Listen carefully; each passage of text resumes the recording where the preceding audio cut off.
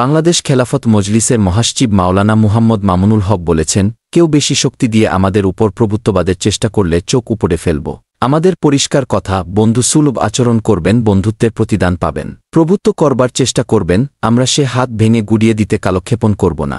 রোববার দুপুরে ঠাকুরগাঁও জেলা শহরের পাবলিক ক্লাব মাঠে বাংলাদেশ খেলাফত মজলিস জেলা শাখার উদ্যোগে আয়োজিত গণসমাবেশে প্রধান অতিথির বক্তব্যে এসব কথা বলেন তিনি বলেন, আমাদের কেউ দুর্বল ভাববেন না। যে দেশের মায়েরা আদর্শ সন্তানদের যুদ্ধে পাঠিয়েছেন, আধিপত্যের বিরুদ্ধে লড়াই করার জন্য প্রেরণা জুগিয়েছেন, সে জাতিকে কেউ থামিয়ে রাখতে পারবে না। মামুনুল হক আরও বলেন, বিএনপি ও জামায়াতসহ সমস্ত শক্তিগুলো ঐক্যবদ্ধ হয়েও এই ফ্যাসিবাদ শেখ হাসিনাকে ক্ষমতা থেকে অপসারণ করতে পারে নাই, যেটা ছাত্ররা করে দেখিয়েছেন।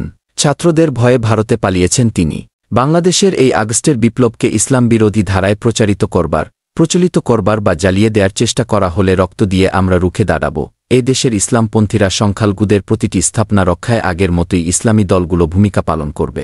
যতদিন পর্যন্ত আমরা চূড়ান্ত গন্তব্যে পৌঁছাতে না পারব, ততদিন সংগ্রাম চলবে।